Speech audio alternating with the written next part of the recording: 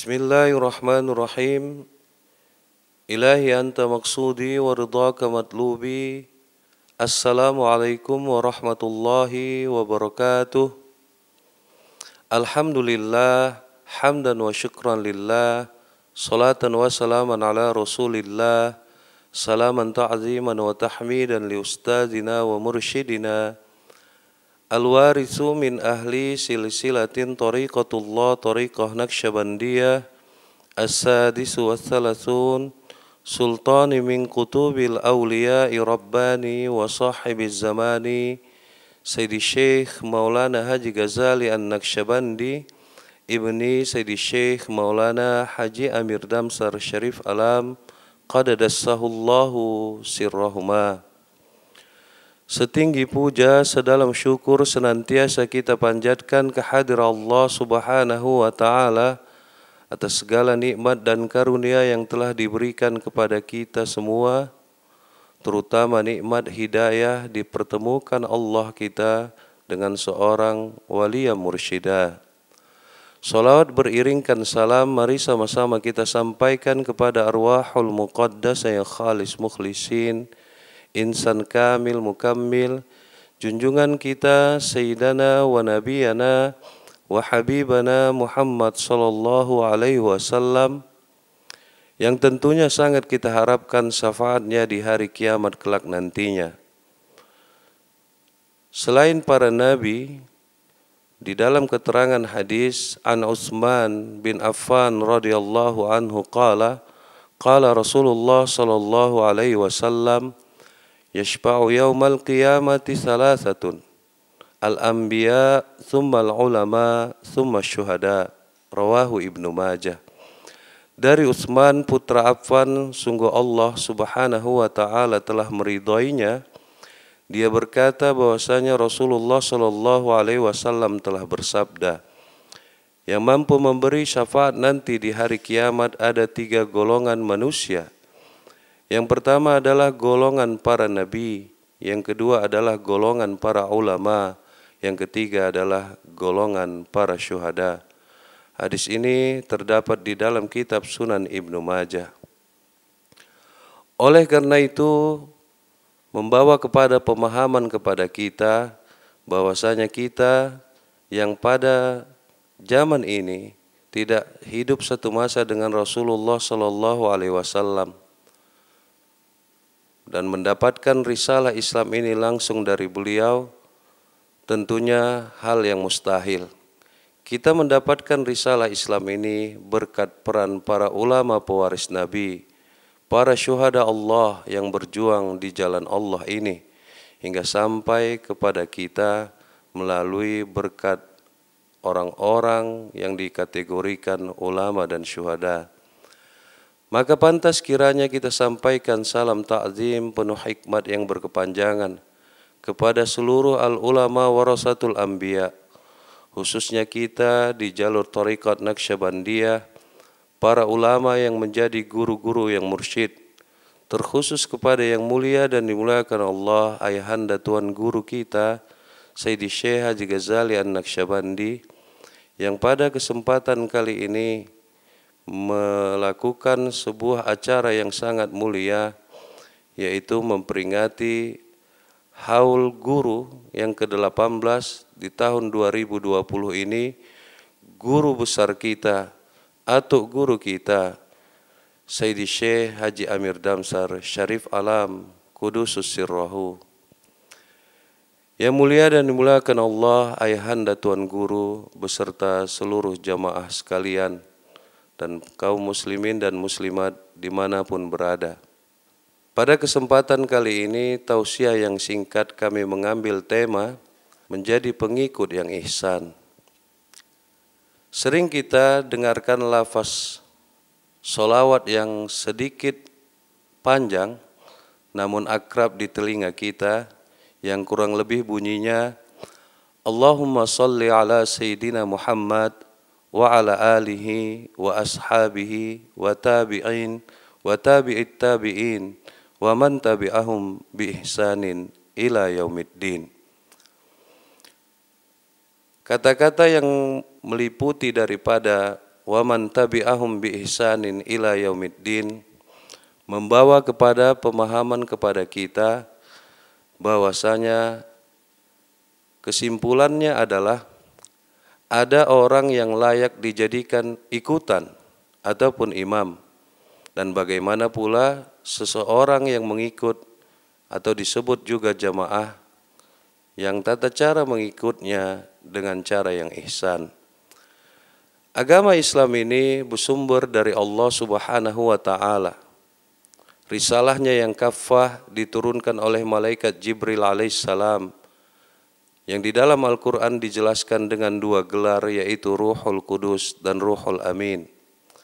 Dalam pemahaman Ruhul Amin adalah kitab suci Al-Quran yang keseluruhannya lebih kurang 30 juz, 114 surat.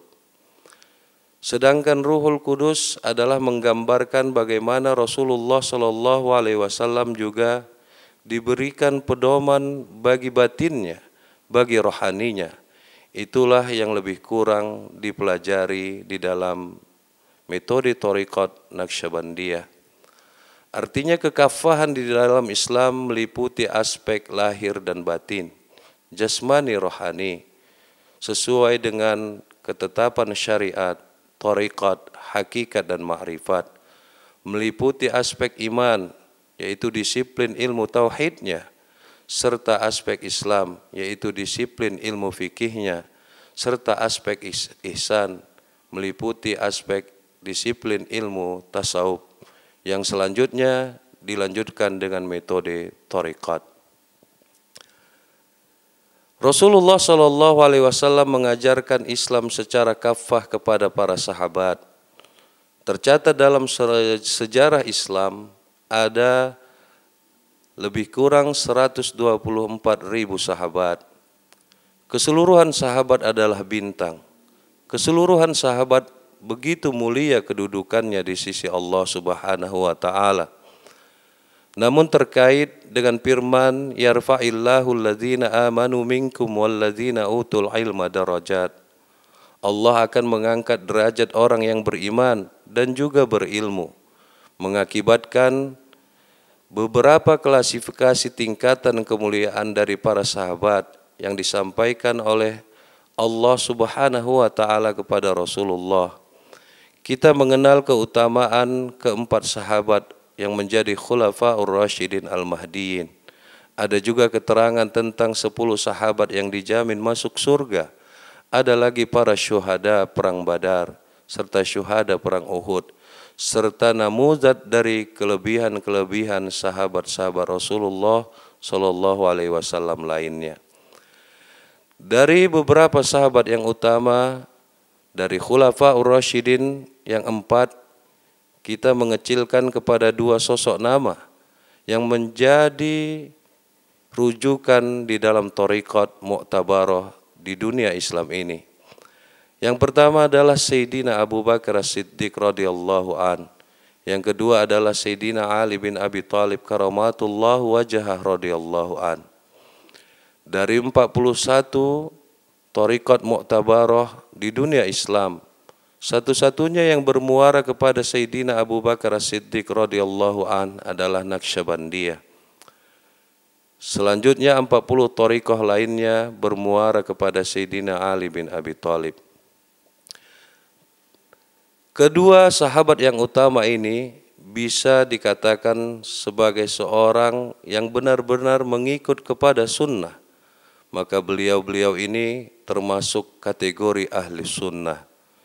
Pengikutan beliau berdua ini kepada apa-apa yang disampaikan Rasulullah sallallahu alaihi wasallam meliputi ketaatan dan ketakwaan terhadap Allah Subhanahu wa taala dengan keimanan yang sepenuhnya terhadap Rasulullah sallallahu alaihi wasallam yang membawa kepada keimanan yang teguh serta istiqamah di jalan yang mustaqim. Hal ini juga berlanjut setelah era Rasulullah sallallahu alaihi wasallam. Kedua sahabat yang utama ini memiliki pengikut yang juga ihsan. Tercatat beberapa sahabat serta tabi'in yang selanjutnya menjadi ahli silsilah para guru-guru yang mursyid di dalam kalangan thariqat. Apakah dia Naqsyabandiyah?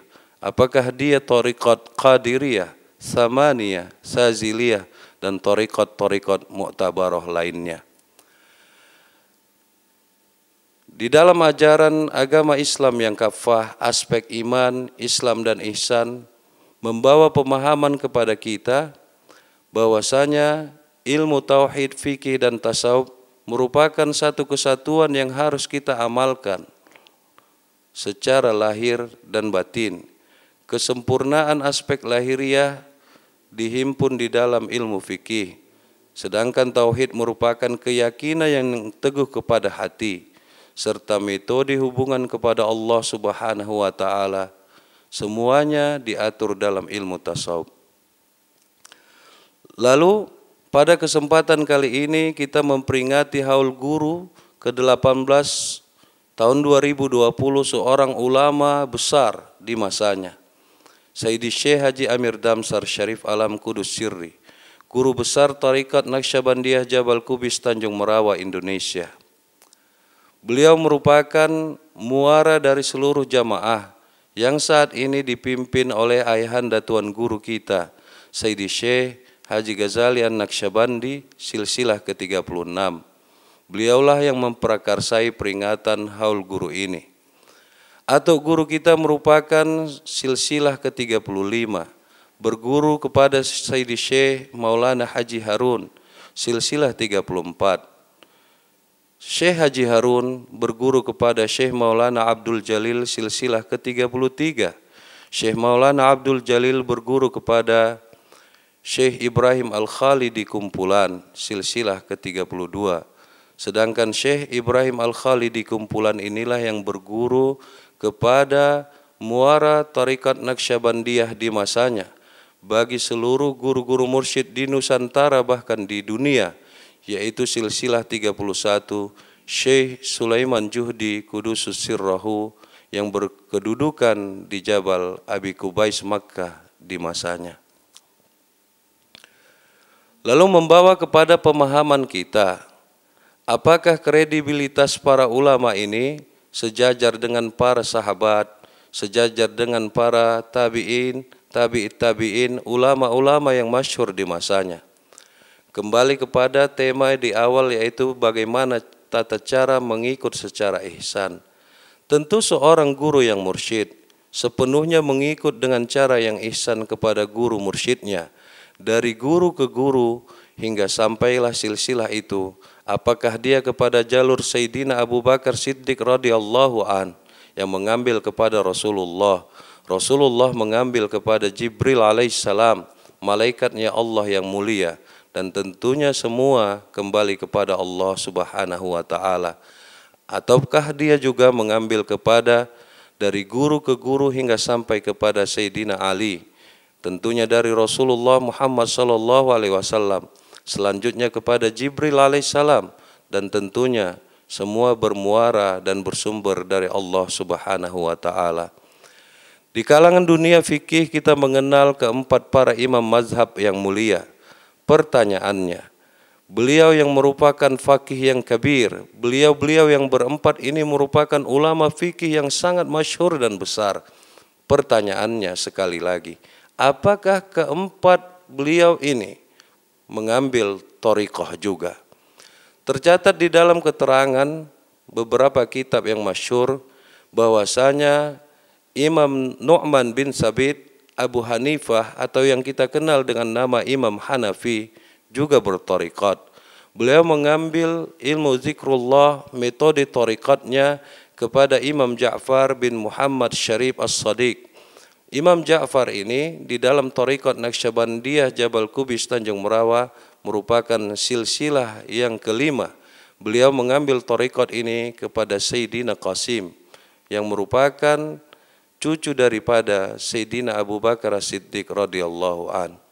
Walaupun Imam Ja'far merupakan zuriat Rasulullah yang mulia, beliau putra Muhammad Bakir, sedangkan Muhammad Bakir putra daripada Ali Zainul Abidin.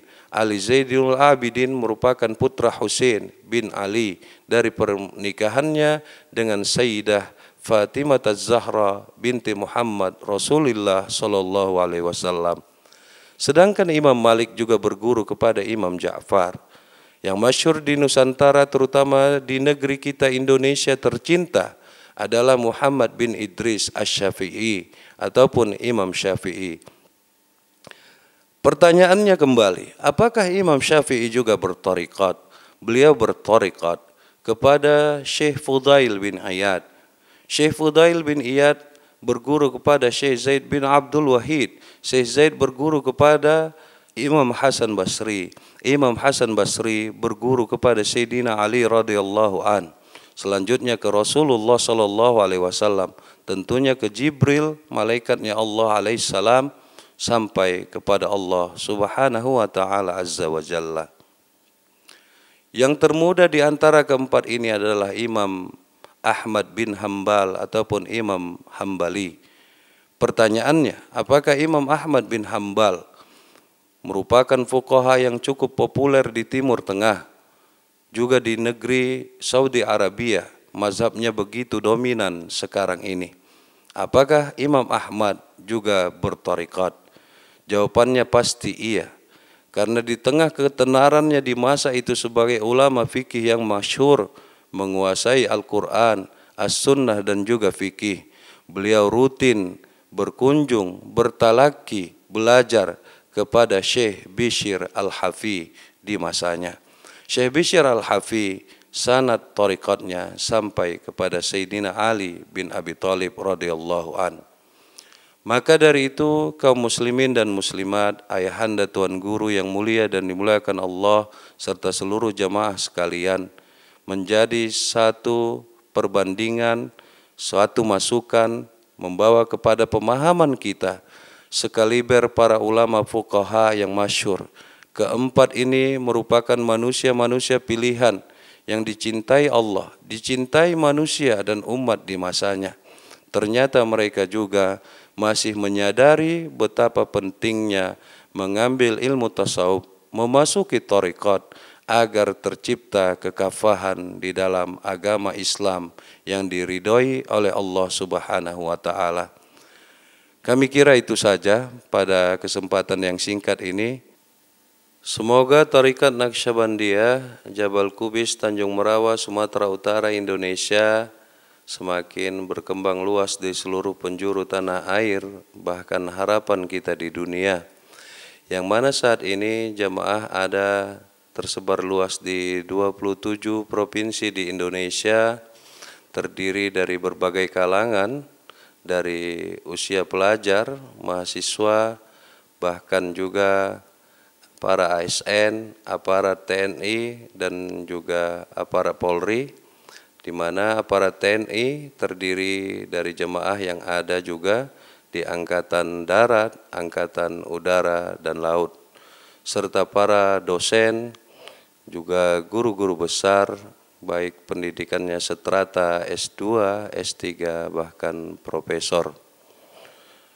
Kita harapkan semakin banyak para pengamal ilmu zikrullah yang semakin juga sadar akan pentingnya mengamalkan ilmu thariqat Naqsyabandiyah khususnya, dan dipertemukan dengan seorang wali mursyid yang benar-benar muktabarah, yang saat ini dipimpin oleh ayahanda tuan guru kita Sayyidi Syekh Haji Ghazali An-Naqsyabandi, guru besar Thariqat Naqsyabandiyah Jabal Kubis Tanjung Merawa Sumatera Utara Indonesia.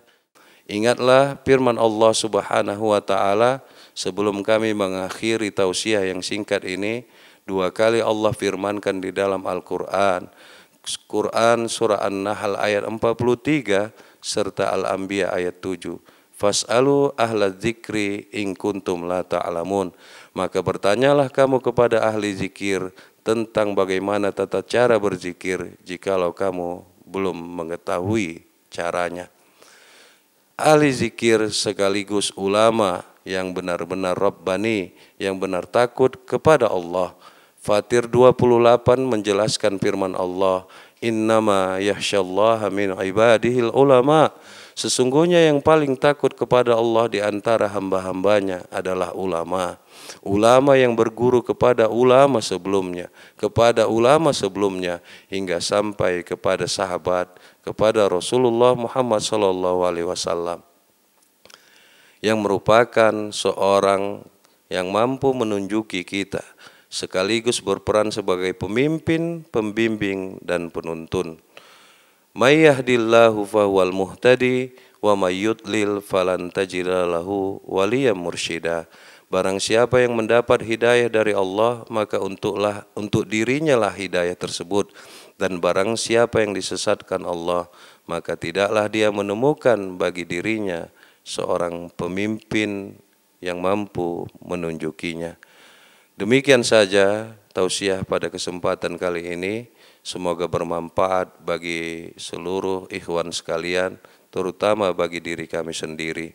Barakallahu li wa lakum fil Qur'anil Karim wa nafa'ani wa iyyakum bima fihi minal ayati wa dzikril hakim wa taqabbalallahu minni wa minkum tilawatahu innahu was-sami'ul alim. Astaghfirullah li wa lakum bi syafaati sayyidina wa nabiyina wa habibina Muhammad Rasulillah sallallahu alaihi wasallam. Assalamualaikum warahmatullahi wabarakatuh.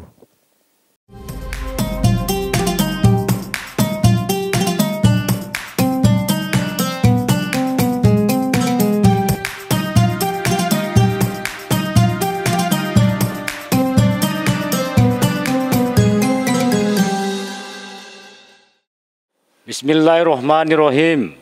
Assalamualaikum warahmatullahi wabarakatuh.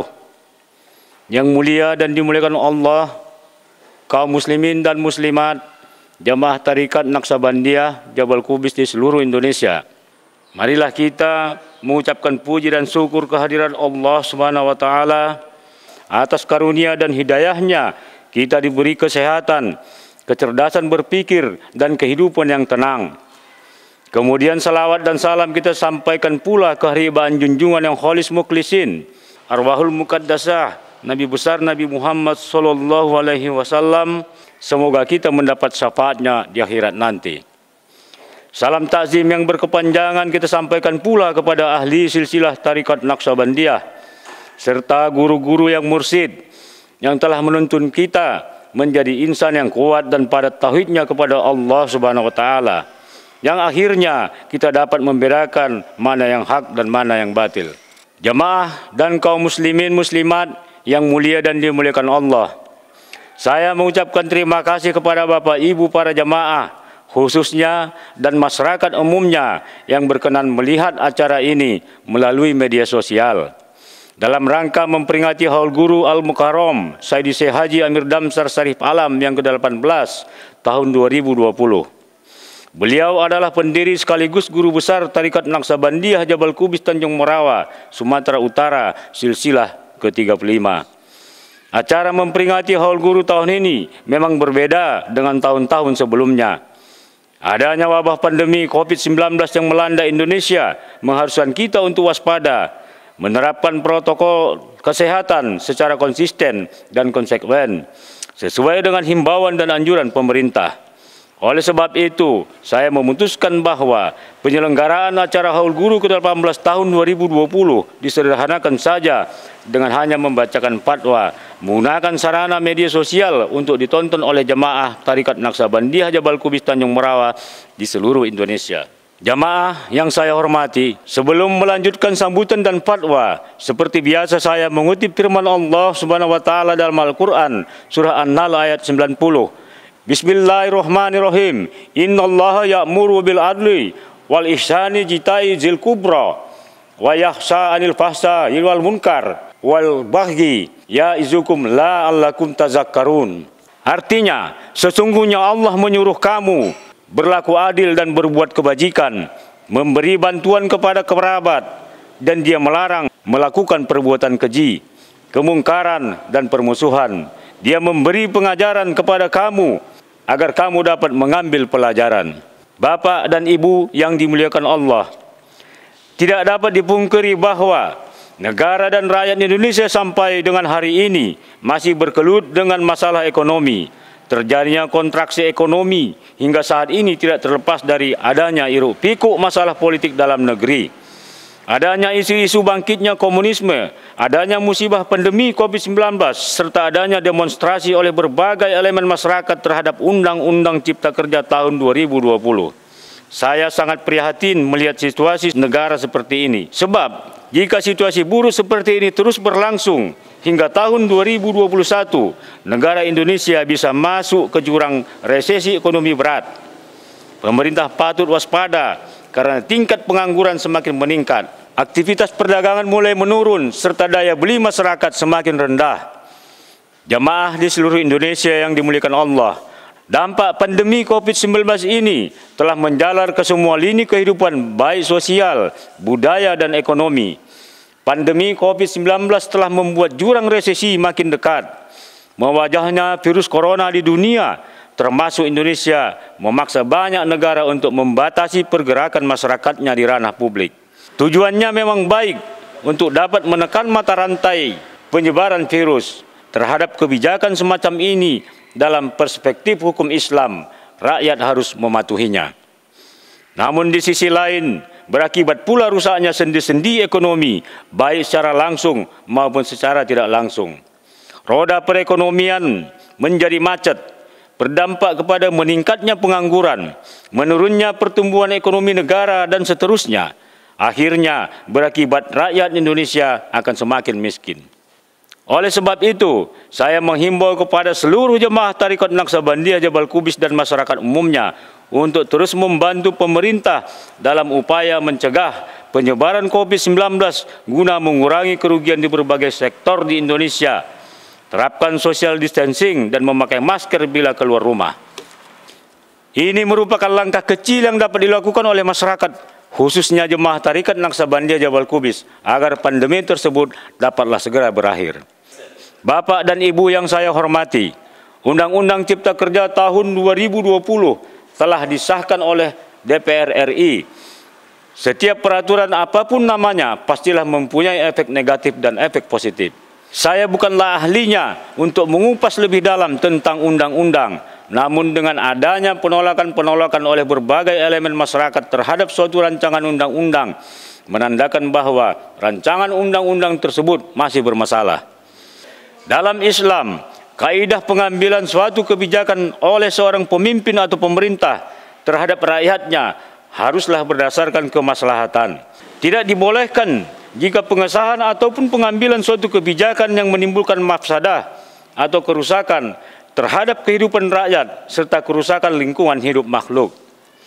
Masalah halal merupakan bagian integral ajaran Islam dan keyakinan yang harus dipatuhi dan ditunaikan oleh setiap umat Islam. Sebagai hukum agama Islam yang merupakan domain ulama yang terwadahi di Majelis Ulama Indonesia, menurut beberapa ahli, bahwa dalam Undang-Undang Cipta Kerja terdapat pasal yang membuka peluang ditetapkannya kehalalan oleh pihak-pihak tertentu yang tidak memiliki otoritas keagamaan Islam. Hal ini sudah sebarang tentu berpotensi melanggar prinsip-prinsip agama. Bapak dan Ibu yang mulia dan dimuliakan Allah, Indonesia sebagai negara sedang berkembang, sangat berpotensi untuk menjadi negara maju dengan tetap berpegang teguh kepada rakyat yang berketuhanan yang Maha Esa. Dengan memaksimalkan serta mengoptimalkan segala potensi yang dimiliki, tentu harapan kita semua adalah Indonesia dapat berdiri secara mandiri tanpa lagi bergantung pada investasi asing dan utang luar negeri. Negara seperti ini hanya bisa terwujud jika pengelolaan negara dilakukan dengan tepat, dipimpin oleh penguasa yang benar-benar berjuang untuk kesejahteraan rakyat, bukan berjuang untuk mensejahterakan pribadi dan kelompoknya. Dalam pandangan Islam, negara adalah khodim al-ummah, yaitu pelayan umat. Mengurusi kepentingan dan kemaslahatan umat, negara bertugas memberi jaminan dan pelayanan, menjamin penghidupan, kesejahteraan, keamanan, serta kebutuhan dasar rakyat. Sumber daya alam yang melimpah akan digunakan untuk sebesar-besarnya kemakmuran rakyat. Salah satu indikator negara sedang berkembang seperti Indonesia adalah masih tingginya tingkat pengangguran, rendahnya pendapatan per kapita rakyat, masih buruknya tingkat keamanan dan kenyamanan, terjadinya kondisi demikian di negara kita sudah sebarang tentu tidak lepas dari sikap dan perilaku masyarakat Indonesia, serta sikap dan perilaku para penguasa yang mengurus negara. Sebahagian besar rakyat Indonesia masih terlena dalam gemuruh hiasan duniawi yang diimpor dari negara luar. Sumber daya alam yang melimpah digadaikan karena kebodohan dan etos kerja yang lemah, jiwa yang dirasuki khayalan sesaat. Kaum muslimin muslimat yang dimuliakan Allah, penduduk Indonesia dengan mayoritas muslim sudah harus merubah prinsip hidupnya, merubah perilaku dan sikap menuju ke arah memaksimalkan kemampuan diri, merubah tingkat kehidupannya serta sesuai dengan tuntunan syariat Islam. Dalam Islam, pengangguran dan bermalas-malasan itu dilarang. Setiap kepala keluarga wajib mencari nafkah. Setiap kaum lelaki sejak remaja sudah harus dididik untuk dapat mandiri, meningkatkan kualitas dirinya. Hingga kelak setelah dewasa akan mampu untuk menafkahi keluarga dengan berkecukupan sesuai dengan syariat Islam. Di sisi lain, perempuan tidak dibebani dengan masalah ekonomi karena tugas utamanya adalah mendidik generasi.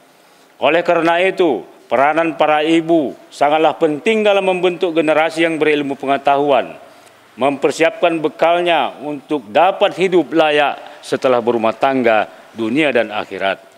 Rasulullah SAW bersabda, "Cukuplah seorang muslim berdosa jika tidak mencurahkan kekuatan menafkahi tanggungannya."